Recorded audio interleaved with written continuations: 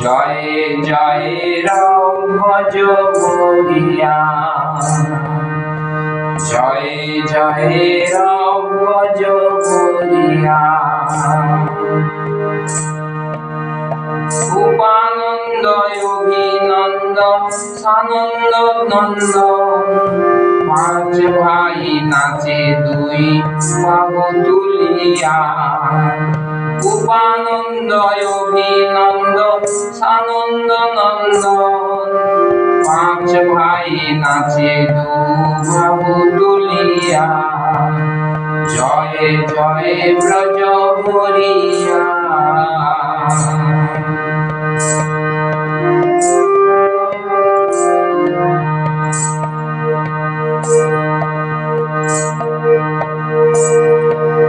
যশোধর যশোদেব সুদেবাদি গোপস, আনন্দে নাচয়ে সবে মাতিয়া। যশোধর যশোদেব সুবোধাদি গোপস, আনন্দে নাচয়ে সবে মাতিয়া। জয় জয় রাম ব্রজ বলিয়া, জয় জয় রাম ব্রজ বলিয়া।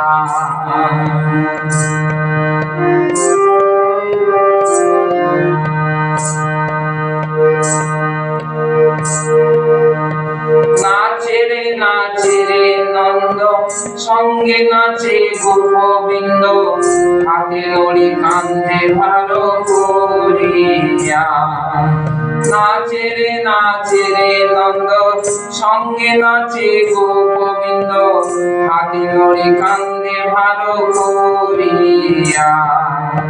জয় জয় রাম ব্রজ বলিয়া, জয় জয়।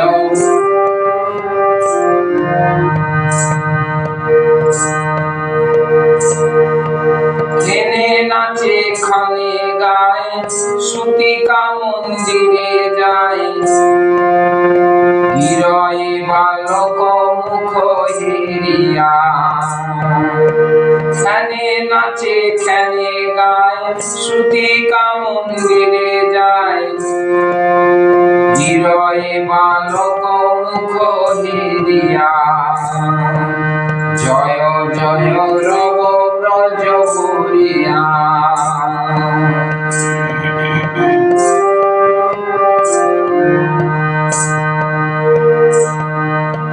দধি দুগ্ধ ভারে ভারে, ঢালিয়া অঙ্গন পারে। দেহ শিরে ঢালে দধি তুলিয়া। দধি দুগ্ধ ভারে ভারে, ঢালিয়া অঙ্গিনা পরে। দেহ শিরে ঢালে দধি তুলিয়া। জয় জয় রব ব্রজ বলিয়া, জয় জয় ব্রজ ভজ বলিয়া।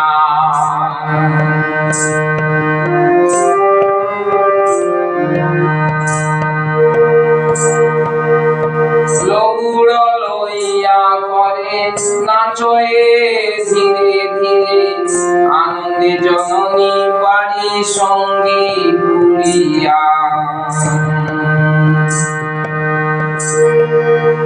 লগুড় লইয়া করে নাচয়ে ধীরে ধীরে, নন্দের জননী বাড়ি মই ঘুরিয়া।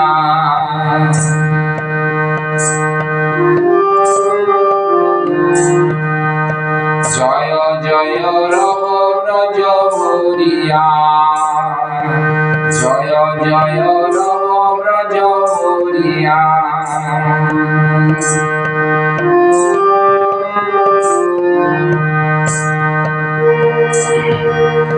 যত ব্রজ গোপ নারী জয়কার ধ্বনি করে, আশিস করে শিশু বেরিয়া। যতে ব্রজ গোপী নারী জয়কার ধ্বনি করে, আশিস করে শিশু বেরিয়া। জয় জয় রাম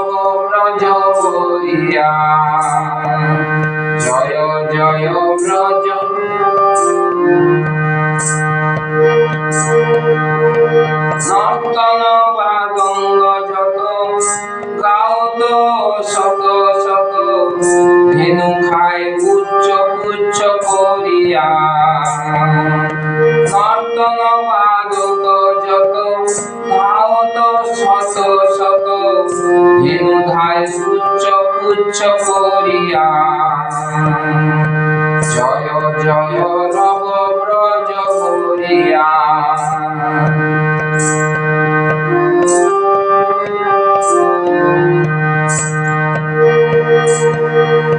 ঘোর হইল গোপ সব অপরূপ নন্দোৎসব, এ দাস শিবাই নাচে ফিরিয়া।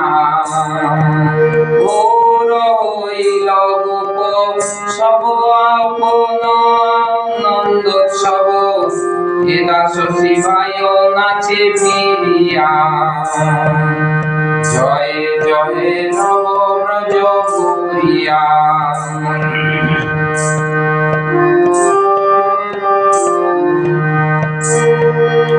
ঘোর হইল গোপ সব অপরূপ নন্দোৎসব, এ দাস শিবাই নাচে ফিরিয়া।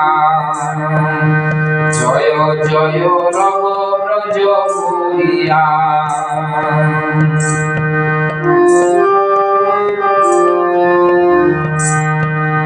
হরে কৃষ্ণ কৃষ্ণ কৃষ্ণ হরে হরে, হরে রাম রাম রাম হরে হরে।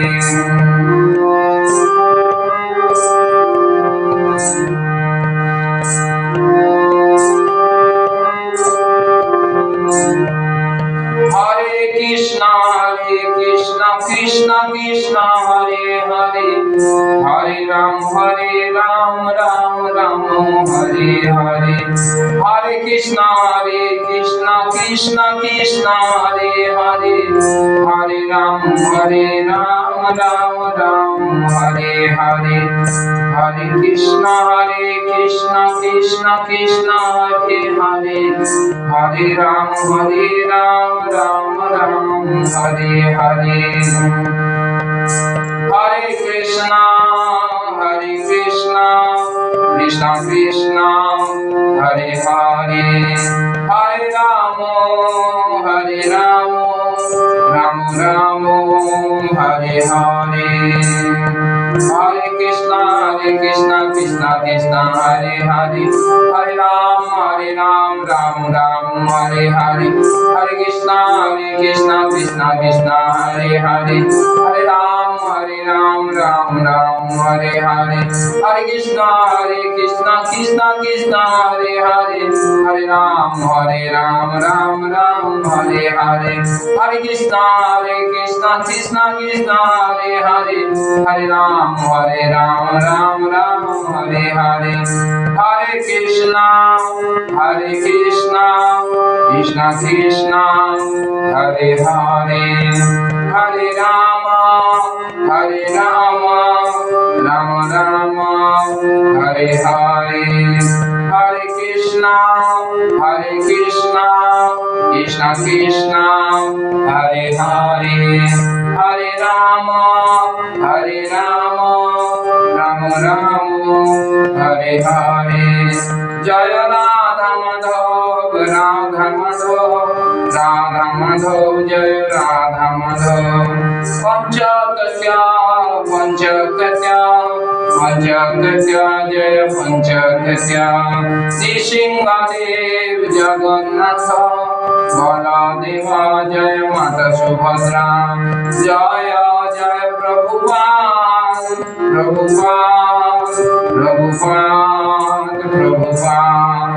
গুরুদেব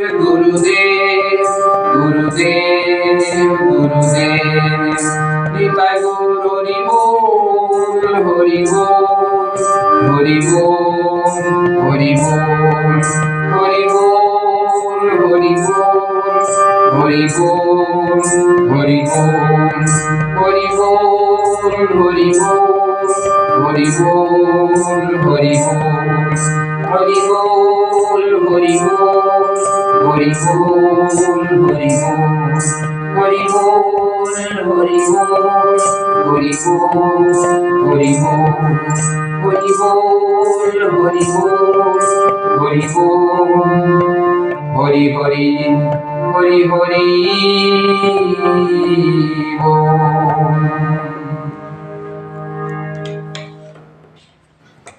খুব সুন্দর ভাবে ভগবান কৃষ্ণের জন্ম উৎসব নিয়ে বর্ণনা করা হয়েছে।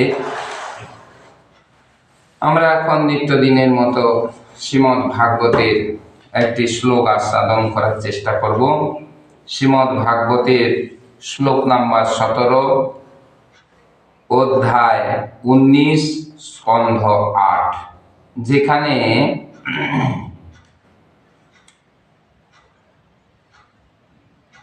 কিভাবে বলি মহারাজের কাছে ভগবান বামনদেব রূপে গিয়ে তাকে কৃপা করেছেন সেই সম্পর্কে বর্ণনা করা হয়েছে।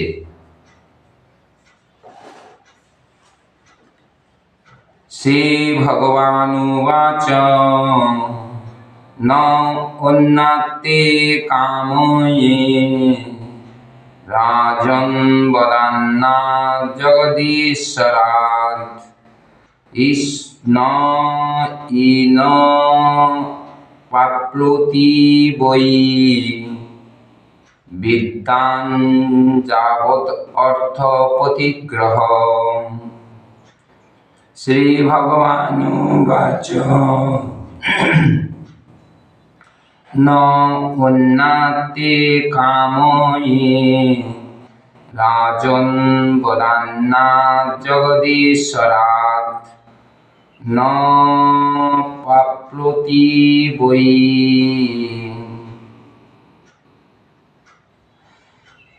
বিদ্যান যাবৎ অর্থ প্রতিগ্রহ। শ্লোকাংশ। ন মানে না, অন্যাত অন্য কিছু, তে মানে আপনার কাছ থেকে, কাময়ে আমি প্রার্থনা করি, রাজন হে রাজন, বদান্নাথ যিনি অত্যন্ত উদার, জগদীশ্বরাৎ যিনি সমগ্র জগতের ঈশ্বর, ন না, এন দুঃখ, পণ্যতি প্রাপ্ত হন, বৈ বস্তুত পক্ষে, বিদ্যান বিদ্যান, যাবৎ অর্থ যতটুকু প্রয়োজন, প্রতিগ্রহ অন্যদের কাছ থেকে দান গ্রহণ করা। অনুবাদে শ্রীল প্রভুপাদ বলছেন, হে রাজন, হে জগৎপতি, আপনি যদিও অত্যন্ত উদার এবং আমি যত ইচ্ছা ভূমি আপনার কাছে প্রার্থনা করতে পারি, তবু আমি প্রয়োজনের অতিরিক্ত কিছুই চাই না। বিদ্বান ব্রাহ্মণ যদি কেবল তার প্রয়োজন অনুসারে অন্যদের কাছ থেকে দান গ্রহণ করেন, তাহলে তার পাপ হয় না। ভগবান শিক্ষা দিচ্ছেন যে কিভাবে ব্রাহ্মণদের আচরণ করা উচিত, কিভাবে দান প্রতিদান গ্রহণ করা উচিত। তাই তিনি বলছেন যে আমি আমার প্রয়োজনের অতিরিক্ত কিছুই আমি চাই না। তিনি বলছেন, বিদ্বান ব্রাহ্মণ যদি কেবল তার প্রয়োজন অনুসারে অন্যদের কাছ থেকে দান গ্রহণ করেন, তাহলে তার পাপ হয় না। এই জড়জগতে আমরা যারা ব্রাহ্মণ আছি, তারা সন্তুষ্টি হই না, তারা চাওয়া পাওয়ার কোনোদিন সীমারেখা টানি না। তাই সেই শিক্ষা এখানে দিয়ে বামনদেব রূপে, ব্রাহ্মণ রূপে ভগবান বলছেন যে ব্রাহ্মণের প্রয়োজন যতটুকু ততটুকু নিলে তার আর কোনো পাপ হয় না। সেই জন্য তাৎপর্যে শ্রীল প্রভুপাদ বলছেন, ব্রাহ্মণ অথবা সন্ন্যাসী অন্যদের কাছ থেকে ভিক্ষা নিতে পারেন, কিন্তু তিনি যদি তার প্রয়োজনের অতিরিক্ত গ্রহণ করেন, তাহলে তার ফলে তিনি দণ্ডনীয় হন। প্রয়োজনের অতিরিক্ত গ্রহণ করা উচিত নয়। কেউই ভগবানের সম্পত্তি প্রয়োজনের অতিরিক্ত উপভোগ করতে পারে না। আমরা জড়জগতে অনেক সময় বেশি করে ভোগ করতে চাই, কিন্তু শাস্ত্র অনুযায়ী এবং প্রভুপাদের এই শিক্ষা অনুযায়ী আমরা দেখতে পাচ্ছি, তিনি বলছেন যে আমরা যেটুকু নির্দিষ্ট আছে সেইটুকুই প্রাপ্ত হতে পারি। ভগবান বামনদেব পরোক্ষভাবে বলি মহারাজকে ইঙ্গিত করেছেন যে তিনি তার প্রয়োজনের অতিরিক্ত ভূমি অধিকার করেছেন।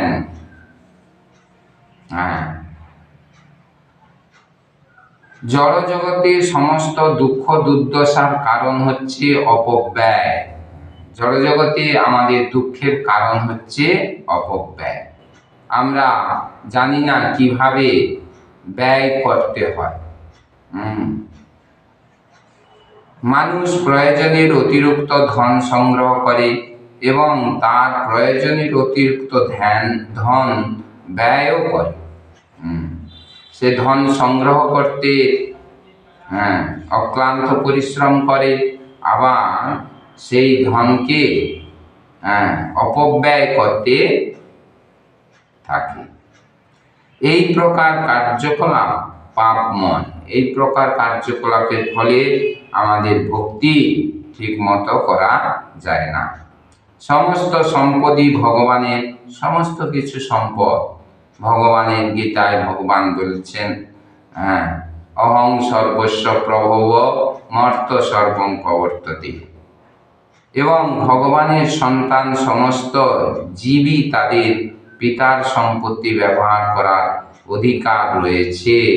সমস্ত জীবের অধিকার রয়েছে, কিন্তু কারো প্রয়োজনের অতিরিক্ত গ্রহণ করার অধিকার নেই। তো বলছেন সেই জন্য কারো প্রয়োজনের অতিরিক্ত গ্রহণ করা উচিত নয়। এই নীতি ব্রাহ্মণ এবং সন্ন্যাসীদের বিশেষভাবে পালনীয়, কারণ তারা অন্যের উপর নির্ভর করে জীবন ধারণ করেন। প্রভুপাদ বলছেন, তো এটা ব্রাহ্মণ এবং সন্ন্যাসীদের নীতি হওয়া উচিত, কারণ তারা অপরের উপরে নির্ভর হয়ে থাকেন। এই সূত্রে বামনদেব হচ্ছেন একজন আদর্শ ভিক্ষুক। বামনদেব রূপে ভগবান সেই ভিক্ষা গ্রহণের নীতি আমাদের শিক্ষা দিয়েছেন, কারণ তিনি কেবল ত্রিপাদ ভূমি প্রার্থনা করেছিলেন। অবশ্য তার পদক্ষেপ এবং সাধারণ মানুষের পদক্ষেপের মধ্যে পার্থক্য রয়েছে। আমরা সেটি বুঝতে পারি না যে ভগবানের পায়ের যে মহিমা, ভগবানের যে অপ্রাকৃত গুণ, সেটি আমরা অনেক সময় জড়জগতে ব্যক্তিরা উপলব্ধি করতে পারি না। ভগবান তার অচিন্ত বিক্রমের ফলে তার অসীম পদবিক্ষোভের দ্বারা স্বর্গ মর্ত পাতাল সমন্বিত সমগ্র ব্রহ্মাণ্ড অধিকার করতে পারে। এইটি হচ্ছে ভগবানের বৈশিষ্ট্য, গুণ, সর্বশক্তিমান সেই গড আল্লাহর বৈশিষ্ট্য। সেই জন্য তিনি তার ছোট্ট পা দিয়ে স্বর্গ এক পা, মর্ত আরেক পা, আর এক পা দ্বারা তিনি সমস্ত কিছু গ্রহণ করতে পারেন। সেইটি এখানে প্রভুপাদ বুঝিয়েছেন। তাই আমাদেরও এই ভগবানের অপ্রাকৃত যে গুণ, তা অনুসরণ করে তার শরণাপন্ন হওয়ার চেষ্টা করা উচিত এবং তার শিক্ষায় শিক্ষিত হয়ে আমাদের সদ্গুরুর আশ্রয়ে শুদ্ধ ভক্তের সান্নিধ্যে এই জীবন সার্থক করার জন্য ভজন শক্তির মাধ্যমে কৃষ্ণ প্রেম প্রাপ্ত হওয়ার চেষ্টা করা উচিত এবং তার দ্বারাই আমাদের এই দুর্লভ মানুষ্য জীবন সার্থক হয়ে অন্তিমে মৃত্যুর পরে ভগবত ধামে ফিরে গিয়ে সচ্চিদ আনন্দময় রূপ প্রাপ্ত হয়ে জীবন সার্থক করার চেষ্টা করা উচিত। সবাই চেষ্টা করবেন। সবার চরণ প্রণাম। হরে কৃষ্ণা কৃষ্ণা কৃষ্ণা হরে হরে, হরে রাম রাম রাম হরে।